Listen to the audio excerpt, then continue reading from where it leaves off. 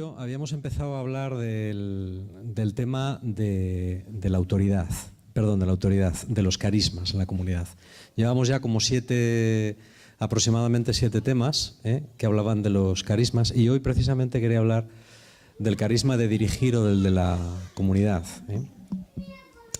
En la lectura de Hebreos, la voy a citar un poquitín de memoria porque la tenía en el papel, pero bueno, al no tener papel, yo no sé si tenéis alguna Biblia por ahí o algo, hace referencia al carisma de dirigir y dice concretamente: preocupaos por los que os dirigen, porque son personas que tendrán que dar cuenta de lo que hacen, y para que os sirvan no de mala gana, sino con alegría, porque de esa manera saldrán beneficiados ellos y vosotros. Esta es la lectura. Y yo esta mañana, cuando reflexionaba en esta lectura, pensando un poquitín en este tema, me daba cuenta de que efectivamente es importante. El carisma de dirigir dentro de la Iglesia no es un carisma mejor ni peor. A mí no me gusta emplear la palabra importante, porque la palabra importante indica que algo es superior a otra cosa. Y ciertamente dirigir no es superior a servir, ni es superior a cualquier otro servicio que se dé en la comunidad, por humilde que sea. Pero sin embargo, yo creo que es muy importante en el sentido de que es un carisma decisivo para la vida de la comunidad, cuando quizás otros no lo son tanto, aunque sean importantes. En la experiencia que yo tengo, la Biblia lo dice también en el libro de Proverbios, cuando no hay visión, el pueblo perece. ¿Qué significa esto?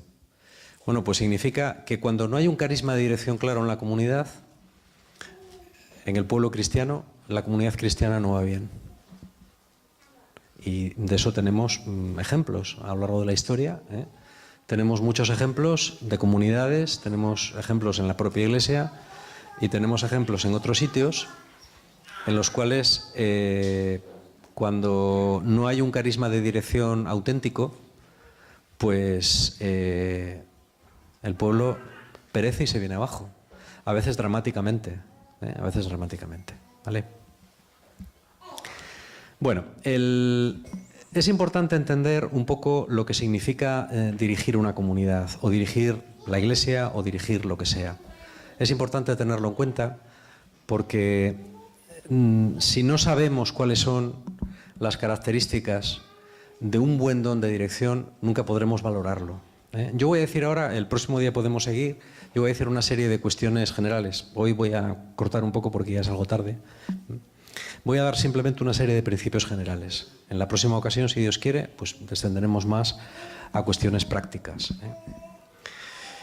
Lo primero, el carisma de dirección o el carisma de dirigir es un carisma problemático. ¿Por qué es un carisma problemático? Porque es difícil de ejercer. Hay otros que también lo son, Por ejemplo, el de acompañar también es un carisma difícil. ¿Por qué es un carisma complicado? A ver, aparte de por qué es difícil. ¿Por qué? Porque provoca ampollas. Por la razón que sea, todos nosotros tenemos experiencias negativas con la autoridad. Unos más y otros menos. Pero todos tenemos experiencias negativas de personas que a lo mejor pues, nos han dañado en el ejercicio de su autoridad. Pueden ser padres, pueden ser autoridades civiles, yo que sé, policías, políticos o lo que sea. Entonces eso levanta ampollas.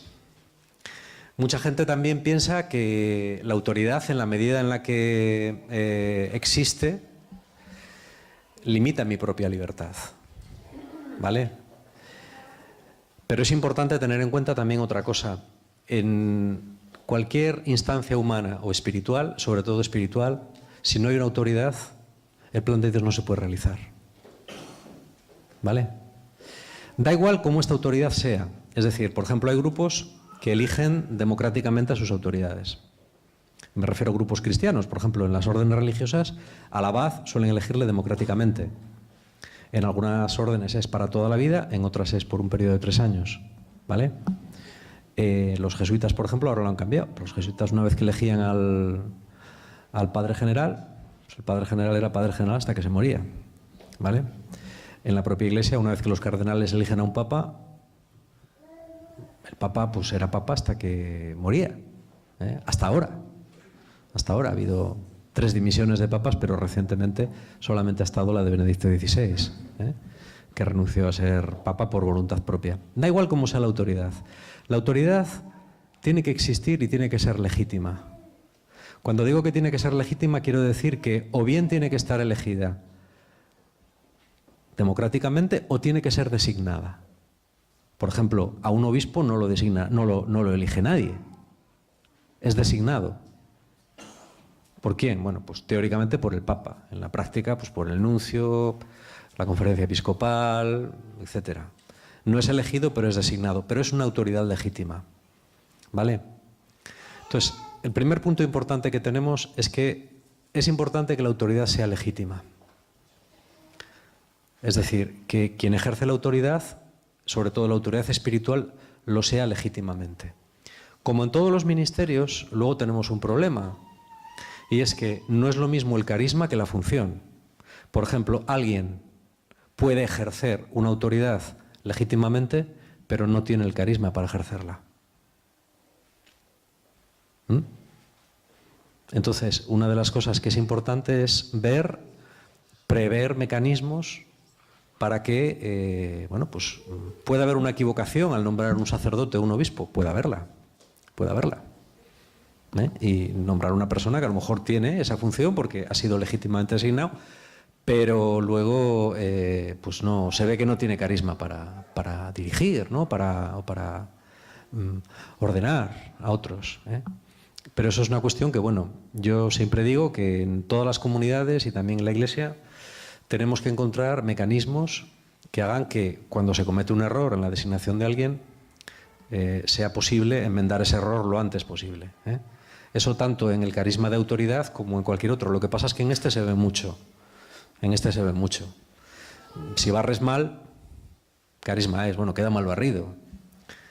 Si llevas a la ruina a una diócesis, pues claro, las consecuencias son mayores, ¿de acuerdo? O llevas a la ruina a una comunidad religiosa, o llevas a la ruina lo que sea, ¿eh? Bueno, esta es una cuestión importante también. En la autoridad es esencial tener en cuenta una cosa. Se trata de un servicio. Y se trata de un servicio que implica tener 2 cuestiones importantes. La primera es visión. Una autoridad, cuanto mayor sea, tiene que tener una visión. La visión es saber lo que se quiere hacer. Es decir, si tú estás dirigiendo a un grupo de personas, tú tienes que saber a dónde tienes que llevar a ese grupo de personas. ¿A esa parroquia? ¿A esa comunidad religiosa? ¿A esa diócesis? ¿A esa iglesia? ¿O a esa comunidad de laicos?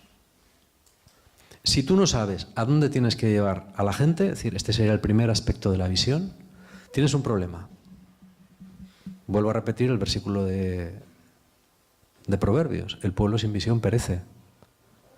Si tú diriges un ejército, ya puedes tener bien claro lo que vas a hacer con él. Porque como no lo tengas claro, es un desastre. ¿Vale? ¿A dónde tienes que llevar a la gente? Eso se trata de ese don que llamamos visión. ¿La visión cómo se capta?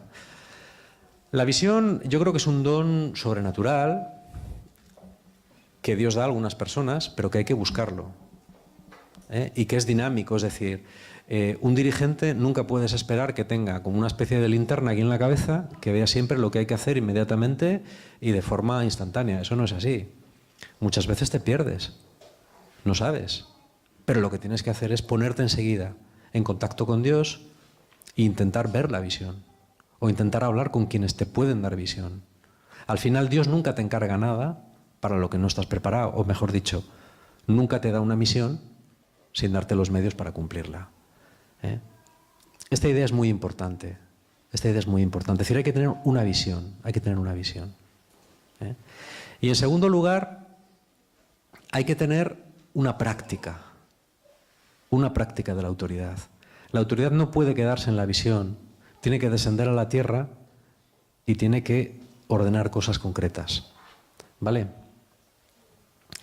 Bien, yo no sé si hasta aquí está claro más o menos. Son principios muy generales. ¿Se puede vivir una vida comunitaria sin el carisma de la autoridad? No, no se puede. No se puede. ¿Vale? Es decir, se puede, como todo, pero no vivir en plenitud. Por ejemplo, yo me he encontrado muchas veces en la situación de que me ha pasado a mí y en la situación de que he visto a mucha gente que le pasaba, personas que a lo mejor por haber tenido una mala experiencia con la comunidad, haber padecido abuso de autoridad. Tengo que decir también que los abusos espirituales de autoridad han sido terribles. Terribles. Pero muy gordos, ¿eh? Yo me he encontrado personas literalmente destrozadas por haber tenido una mala autoridad. Yo me he encontrado vocaciones perdidas. Bueno, yo recuerdo una chica religiosa. Desde mi punto de vista, debía ser ferviente, porque ahora lo sigue siendo, ¿eh? Ahora es virgen consagrada. Y estuvo una orden religiosa muy famosa que se dedica a atender a los pobres. Y bueno, le tocó una superiora inmediata en una casa que a lo mejor estaba desequilibrada. Y oye, se cargó la vocación de la chica. O sea, tuvo que abandonar la orden porque es que no podía. Y la orden no tenía mecanismos, pues para ver cómo solucionar ese problema. ¿Vale? Esto es muy grave, ¿eh? Es decir, siempre que hablamos de la vida de las personas, el abuso es terrible. Y yo entiendo que hay personas que han quedado muy heridas porque se ha abusado de ellas. O sea, ha habido abusos muy grandes en este tema, ¿vale? Pero, dicho esto, también digo lo siguiente. Esto es como si Ruth Beitia, por ejemplo, un ejemplo muy reciente, nuestra compatriota que ha ganado la medalla de oro de salto de altura y que ya el ayuntamiento le ha puesto el nombre al Polideportivo La Albericia, o sea, les ha faltado... Ya, pero antiguamente esto se hacía cuando la gente moría, ¿sabes? Porque puede pasar que tú le pongas el nombre a no sé quién y alguien, pues dentro de 10 años, pues se le vaya tal, sea un corrupto o lo que sea, ¿eh? Antes esperaba a que murieses y si no lo habías leído te decías, ahora sí, ahora ya ponemos tu nombre al polideportivo. Bueno, es igual, en el caso de Ruth Beitia no lo han hecho. Pongo un ejemplo. Vamos a imaginar que Ruth Beitia hubiera tenido una mala experiencia con un entrenador.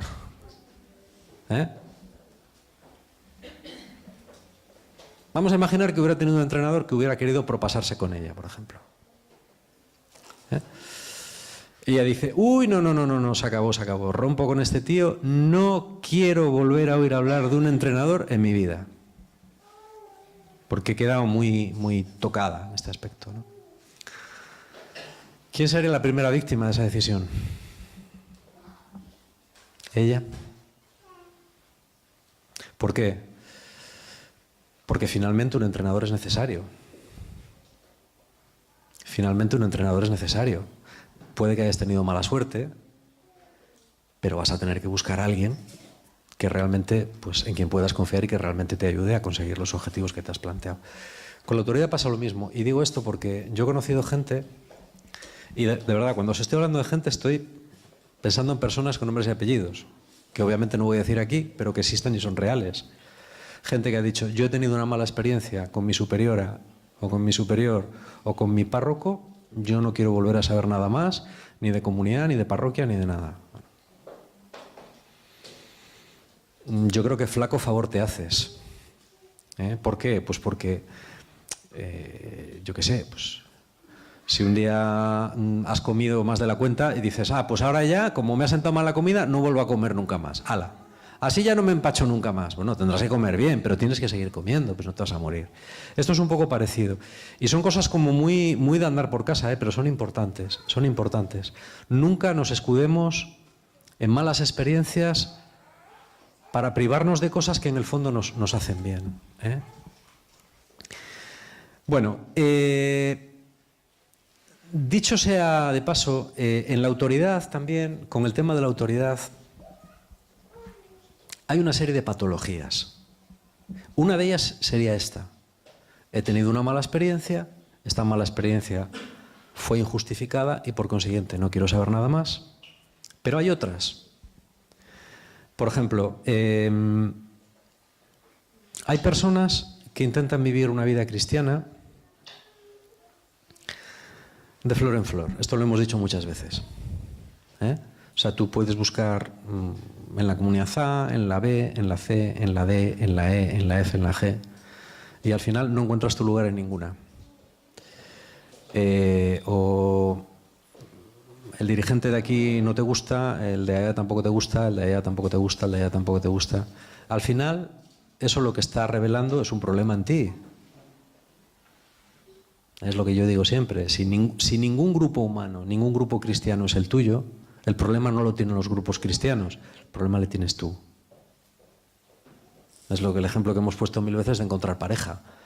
Hombre, puede que una chica, 2, 3, 15 o 20 no te vayan, pero si no te va ninguna, el problema está en ti. ¿Vale? No puedes ir de flor en flor sin entrar en lo que es la cadena de la autoridad. En cualquier institución humana que merezca la pena, hay una cadena de autoridad.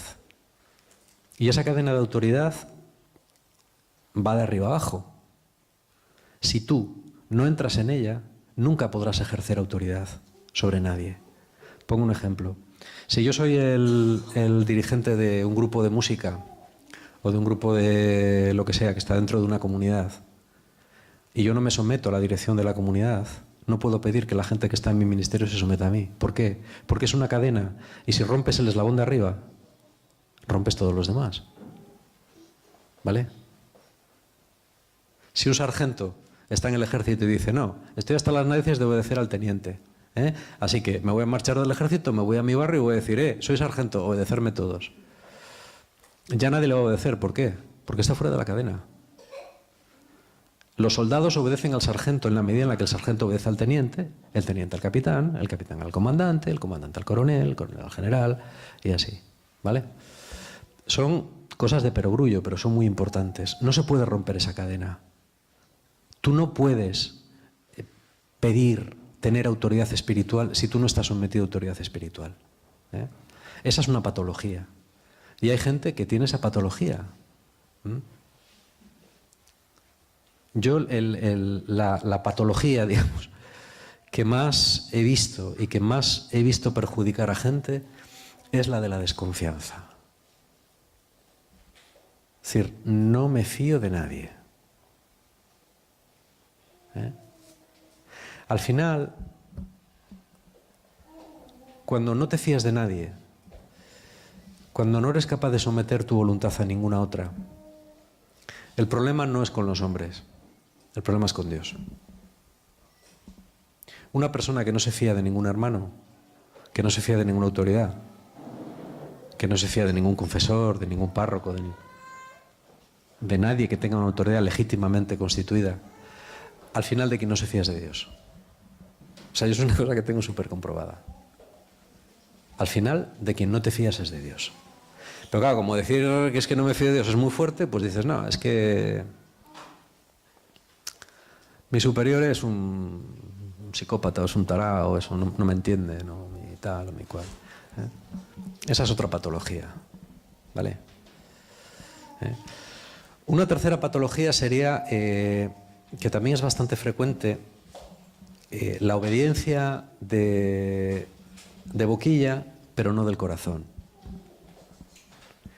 Cuando no obedeces desde el corazón, vale más que digas que no. A mí me gusta mucho esa parábola de la que Jesús habla de los dos hermanos a quien el padre les dice, vete a trabajar a la viña, ¿no? Y uno le dice, sí, voy, pero no va. El otro le dice, no, pero al final sí va. Y Jesús dice, bueno, ¿quién de los dos hizo la voluntad del Padre? El que dijo que no, pero fue. El que exteriormente no parecía muy convencido, pero de corazón se fiaba. Muchas veces en las comunidades te encuentras con personas que intentan salvaguardar siempre la cara, como que sí, pero en su corazón notas que no, que no. Que no, que no.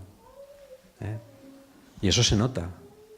Bill Hybels pone un ejemplo que a mí me gusta mucho y es muy típico, ¿no? Es decir, es cuando tú estás hablando, por ejemplo, en una reunión y hay alguien, es que esto hay que hacerlo sentado, que está así, ¿no? Tú estás hablando y la persona está así. O con el móvil. Ahora el móvil es la... Porque con el móvil normalmente estás haciendo chorradas, pero a veces disimulas porque puedes estar, yo qué sé, pues mandando un WhatsApp que va a salvar el mundo, ¿no?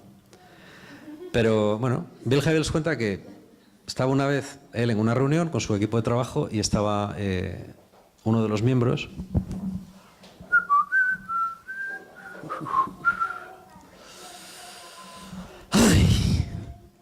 ¿no? En este plan. Hasta, dice, yo en un momento paré la reunión y le dije, fulano, ¿qué te pasa? ¿Y qué dice el tío? Pero si yo no he dicho nada. Dice, no, con tu boca no has dicho nada, pero con tu lenguaje corporal estás diciendo muchísimo. ¿Qué pasa? ¿Tienes algún problema? Si tienes algún problema debes decirlo. Pero esas actitudes están indicando que tú no estás en comunión con lo que se está diciendo aquí. Y eso hace mucho daño también. O sea, yo creo que lo honesto, cuando se están hablando cosas que tú no compartes o que tú no ves, lo honesto es que levantes la mano y digas, mira, yo es que eso no lo veo. Pero... Mira, a lo mejor es mi culpa, pero de verdad, o sea, sinceramente no veo lo que estás diciendo. Bueno, entonces se puede dialogar. Lo que no se puede hacer es mostrar esa disconformidad, no decir una palabra, callarte la boca donde tienes que hablar y después hablar donde no debes o con quien no debes. Esto es muy frecuente también.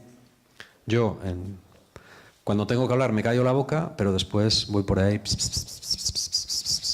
Eso hace mucho daño también. ¿De acuerdo? Esa es otra patología que se vive frecuentemente con la comunidad. Normalmente las personas maduras, y es una cosa que he observado, no tienen problema en obedecer, pero tampoco tienen problema en manifestar una disconformidad.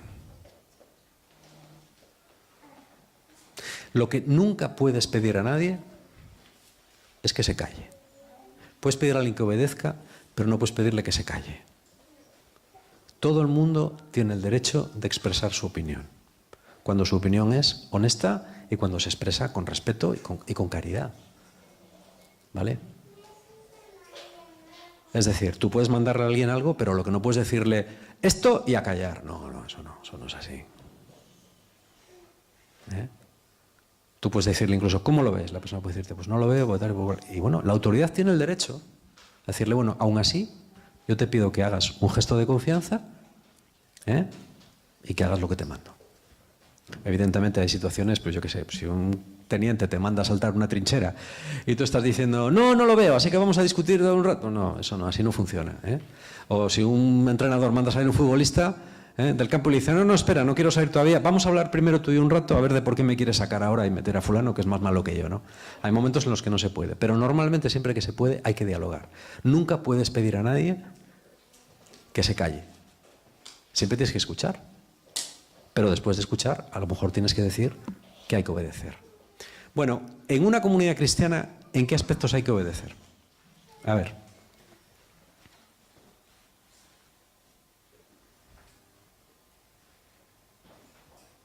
¿Quién lo sabe?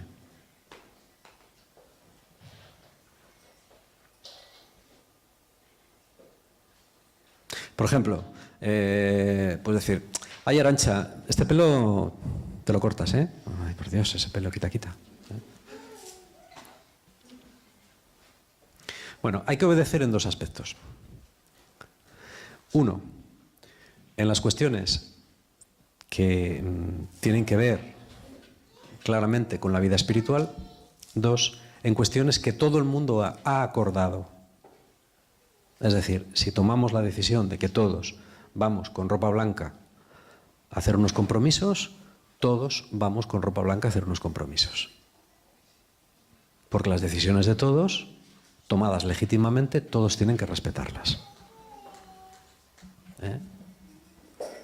Por supuesto, está lo que manda la Iglesia. Lo que manda la Iglesia puede ser mandado legítimamente en una comunidad. ¿Por qué? Porque lo manda la Iglesia. Y lo que prohíbe la Iglesia puede prohibirse legítimamente en una comunidad porque lo prohíbe la Iglesia. Es decir, si alguien me dice, bueno, no, yo estoy aquí en la comunidad, pero yo me voy a fumar unos cuantos canutos por ahí y tal, ¿no? Y yo digo, no debes fumar. Y dices, ¿por qué? Eso es una cuestión privada. ¿Qué tiene que ver la marihuana con mi relación con Dios? Hombre, porque la Iglesia enseña que no debes drogarte, que debes respetar tu cuerpo. De la misma manera si bebes demasiado alcohol o si llevas una vida desordenada en otros aspectos. La comunidad tiene derecho a mandarte eso porque la Iglesia te lo manda. ¿Vale? Hay aspectos que a lo mejor la Iglesia no manda, pero toda la comunidad decide que son importantes. Por ejemplo, una comunidad religiosa puede decidir que es muy importante llevar toca para su misión. Bueno, pues, chica, pues si tú quieres entrar ahí y sabes que es una norma que todo el mundo lleve toca y tú no quieres llevar toca, pues si no quieres llevar toca, búscate otra orden que no la lleve, pero si entras en esa tienes que respetar lo que esa orden ha acordado. ¿Vale? Yo diría que esos 2 aspectos son importantes. Pero hay otros aspectos que no. Por ejemplo, yo observo con una gran preocupación, y esto no lo digo a modo de crítica, lo digo pues a modo de que es una cosa que no me parece bien. Muchos grupos o comunidades o órdenes que están surgiendo, que existen y que hacen normas importantes de aspectos que, desde un punto de vista objetivo, son chorradas. O, por decirlo con más claridad, auténticas chorradas. Y no voy a poner ejemplos. Pero es que tienes que vestir tal, o tienes que llevar tal, o tienes que ponerte no sé qué, o tienes que no ponerte no sé cuántos, o tienes que llevar el pelo no sé cómo, o tienes que llevar no sé qué, o tienes que... Yo personalmente pienso que, a pesar de que a veces esos acuerdos se tomen en común o legítimamente, hay aspectos que son tan personales, tan individuales, que en el fondo nadie tiene derecho a mandarte. Y nuevamente estoy pensando en cosas concretas, en gente concreta. Pero yo creo que esto es importante decirlo. Mira, aquello que no es esencial para la vida de la fe, no hay que imponérselo a la gente. Es decir, en una comunidad yo siempre pienso que cuantas menos normas, mejor. Si con 20 normas puedes conseguir el mismo fruto espiritual que con 25, quédate con 20. Y de las 20 mira a ver si puedes quitar alguna. Porque, ¿qué es lo que sucede si no? Muchas veces hay un abuso de autoridad y empezamos a poner cuestiones que son de segundo, de tercero, de cuarto, de quinto, de octavo orden, y llega un momento en que, sin darnos cuenta, esas pequeñas tonterías son más importantes que la fe, la esperanza y la caridad. ¿Sabes? A mí me decía una vez un chico, dice, no, es que en mi congregación, dice, nos juntábamos y criticábamos mutuamente nuestra manera de vestir. Dios, no me fastidies, dice, en serio. Por ejemplo, usted lleva los zapatos sucios siempre. Dice, pues anda, que usted lleva los cuellos de las camisas sin planchar. Usted lleva el hábito mal. Y bueno, pues a mí eso, francamente lo digo, no me parece evangélico. No me parece evangélico. Por eso tenemos que tener cuidado también con lo que mandamos. Porque hay veces que hay cosas que... Si una cosa no está mal, yo es en una norma que he seguido siempre. Si una cosa claramente no está mal, claramente no supone un impedimento para la vida de las personas, no la prohíbas. ¿Con qué derecho? ¿Vale? ¿Con qué derecho? Si alguien viene y te dice, es que quiero hacerme un piercing aquí, como los que llevan los toros de Miura, ¿no? Bueno, pues vale. Yo nunca me pondré un piercing aquí, pero si tú piensas que es importante para ti y tal, bueno, hazlo, prueba a ver. Prueba a ver. ¿Qué querrá el Señor? A veces que la gente te dice, ¿qué querrá el Señor? Digo, yo creo que al Señor le da igual. Ahora, si luego te enganchas por ahí en un tal y te quedas sin nariz, pues al Señor, pues tampoco te pongas a llorar. Es decir, esto es importante tenerlo en cuenta también. Tenemos que mandar cosas que son las que son las que ayudan a la gente a estar más cerca de Dios y a tener más fe, más esperanza y más caridad.